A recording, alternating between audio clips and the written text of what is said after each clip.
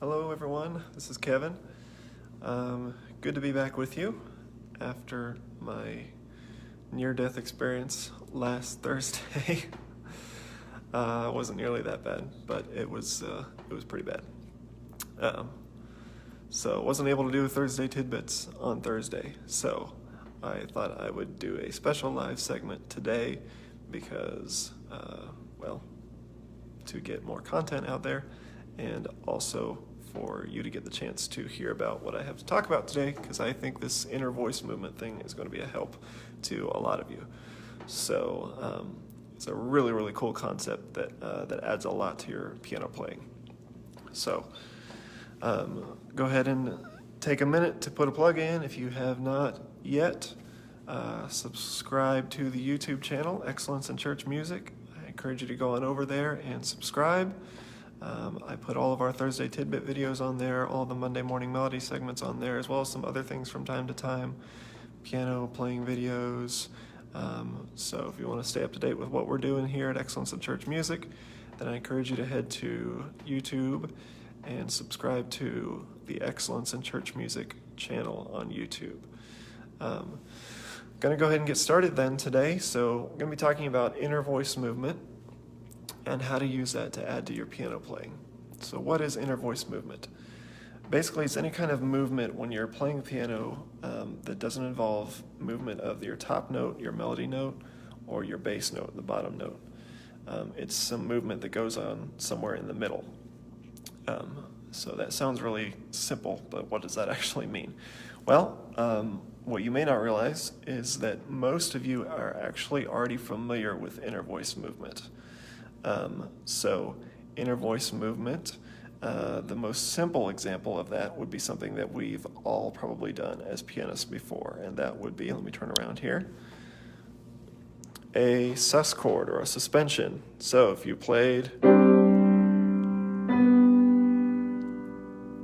have played that before, or any kind of sus chord, D sus, you can do it anywhere. If you've done that before, that little movement there in the middle, that is an inner voice movement. And as you may be well aware, that can add a whole lot. Instead of going straight to a C chord, for instance, to do a C sus, and then resolve down to the E. That is an inner voice movement.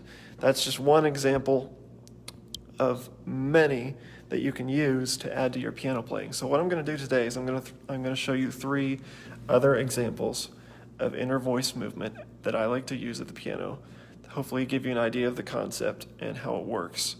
And then hopefully we'll make it clear enough to where you can use it in your playing. You can experiment, go from here, try your own ideas.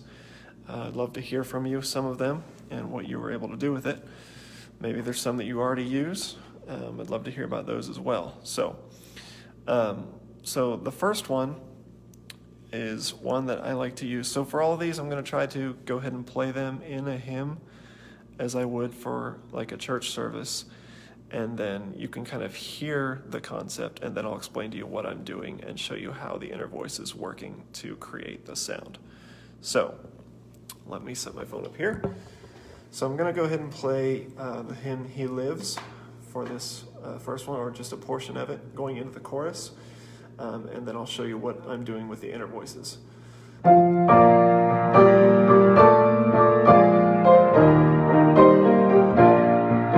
So that's the beginning of the chorus of that song. Let me play it again.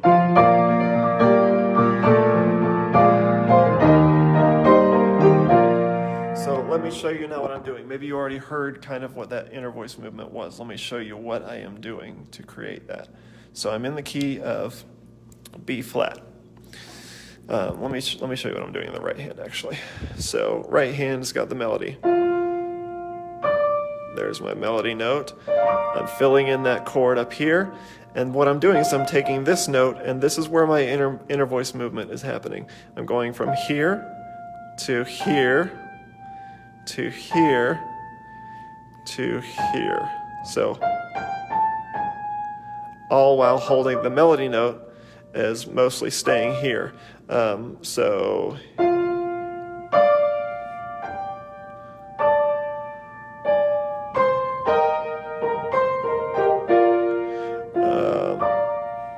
I know technically you would go back down to that F again. I don't think I did that, but you get the idea of the inner voice movement. At the same time as I'm doing that in the right hand, I'm also copying that movement in the left hand. So I'm doing my B flat chord, so I'm playing the B flat in the bass, then I'm doing F, G, A flat there, and then I'm mirroring that at the same time that I'm doing it in my right hand. One of the most important concepts of inner voice movement is when you can double it in both hands, when you can do it in the right hand and the left hand at the same time. That brings it out. Because those inner voice movements are so nice and add a lot of color to what you're playing, it would be a shame for nobody to be able to hear them. So they can a lot of times get swallowed up by the booming bass notes or by the really piercing melody notes that you're playing. So that stuff in the middle can kind of get all jumbled together. So if you really want to bring it out, it helps to play it in both hands at the same time. So that's why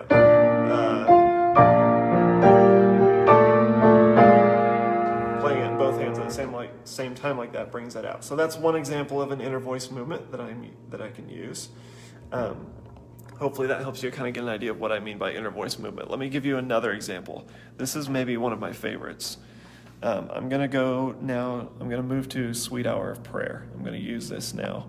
And if you were paying attention, several weeks ago when I used this as my closing song, I think I actually used this movement because I usually do this when I play it. And maybe you were wondering what I did there. So let me play it for you and then I'll show you what I'm doing. I am in the key of F here.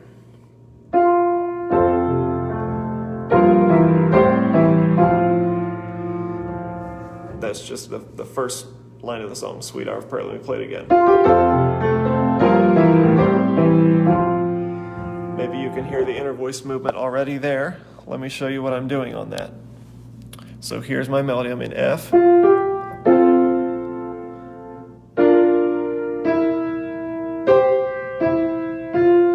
So the inner voice movement that's going on there is while the melody is doing that, my inner voices are doing.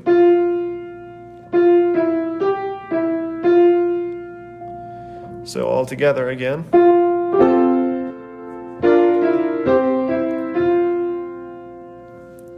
And again, I'm also copying that in my left hand. So I'm starting. So while I'm doing that walk up in my bass, at the same time as I'm doing in the right hand melody, on the inner voice in the left hand I'm doing.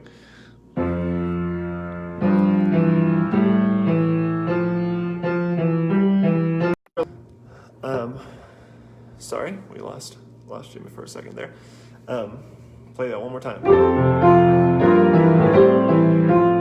It's got a really, really pretty sound to it. That's an example of inner voice movement. Again and again, you notice I doubled it in the right hand and the left hand to really bring it out so you could hear it. Okay, let me give you one more example of inner voice movement. And there's plenty of others that I could give you, but I'm gonna go through one more.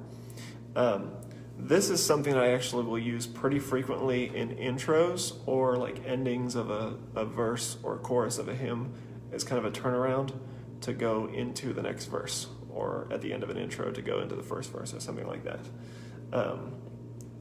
So let me think of a good one where that will fit into. Let's say I'm finishing up To God Be the Glory.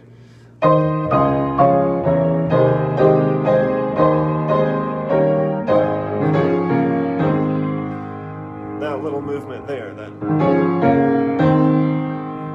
is an example of inner voice movement.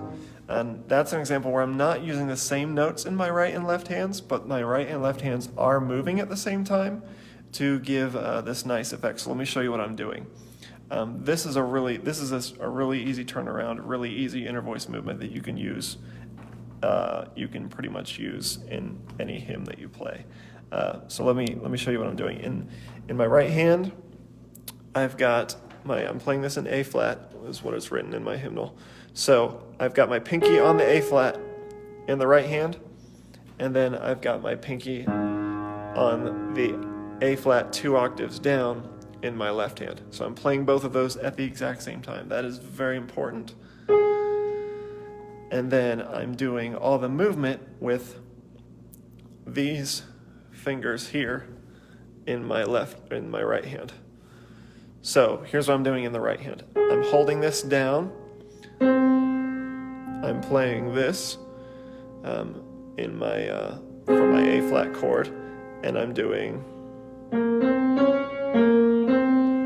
B flat, C, D flat, B flat, C. If you're going by scale degree numbers, that's 2, 3, 4, 2, 3.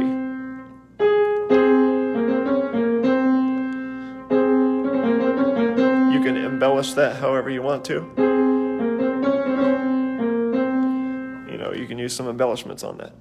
All right, in the left hand, remember pinky is down here, 2 octaves lower on the A flat. I'm up here on the E flat, and then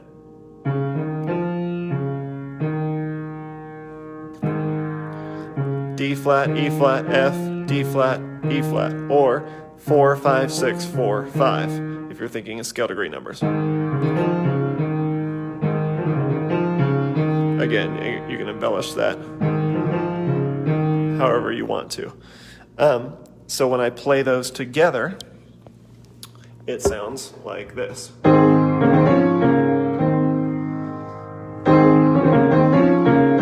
want to embellish it. The key there is whatever embellishment you do in one hand, you want to mimic it in the other. You want the hands to be moving at the same time. So you anchor those pinkies on those A flats 2 octaves apart, and then you play your chord. You find that the 5 of the chord, the E flat, in my left hand. So notice I've got the 1, I've got the 5 here, which is E flat in the key of A flat, and then in my right hand I've got the 1 here, and then I've got the 3. C is the 3 in the key of A flat. So I've got 5 down here, I've got 3 here. That's my starting point.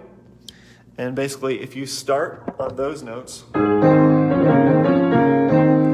can just, whichever direction one hand goes, you go that way with the other hand.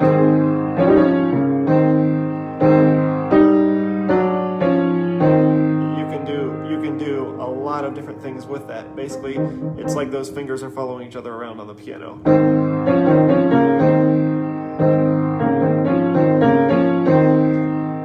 Whatever rhythm, whatever melody you want to do. So again, I finish up the intro.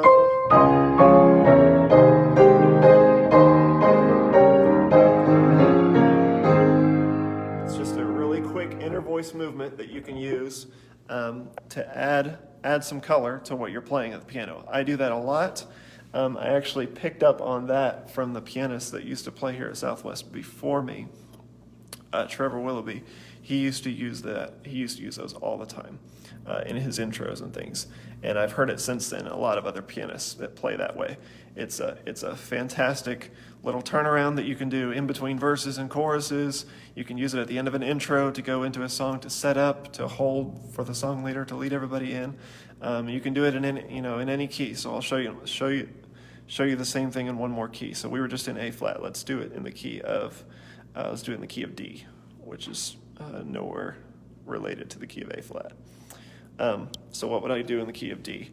Well, same thing. I've got in my left hand, I've got my pinky on the D, and I've got my second finger on the 5 of that. So 1, 2, 3, 4, 5. So there's my left hand.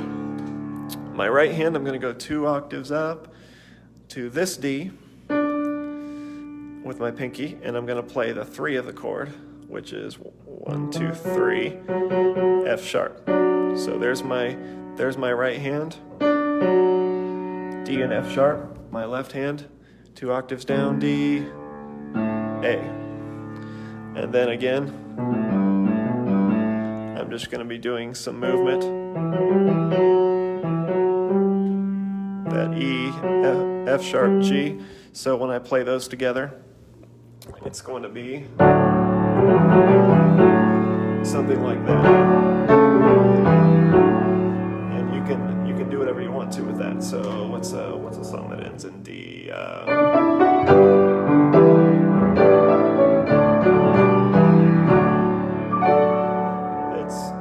It makes for a great turnaround. You can go right back into your next verse, or that's the end of your intro. The song leader can lead everybody in. So that is another example. So those are 3 examples of how you can use inner voice movement to add to your piano playing. Not only the embellishment of your melody or the changing of your bass note, new inversions, but you can also use movement on those inner voices to add to your piano playing as well. So hopefully that's a help to you, those 3 different things. Again, that's just 3 of many examples I could give of inner voice movement. But to start thinking in layers that way and thinking, adding new dimensions to your playing, it's really helpful. I'm going to close today. I think originally when I was going to play Thursday, somebody had requested Day by Day. So I'm going to use the hymn Day by Day as the closing song today. So usually that is in E flat, and I'm not feeling ornery enough to change that today, so we'll stay in the key of E flat. But I'll reharmonize it as I'm apt to do.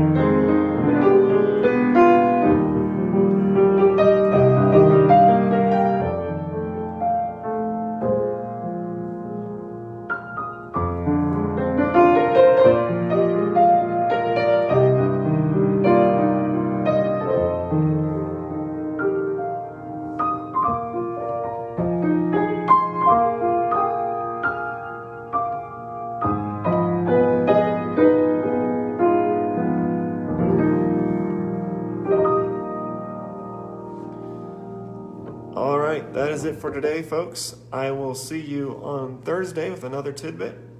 Hope you enjoyed that. I'll be posting this to the YouTube channel later today or tomorrow, something like that. And so thanks again for watching. Hope it was a help. Let me know, comments, questions, anything, and I will do my best to answer them in the future. Thanks. We'll see you Thursday.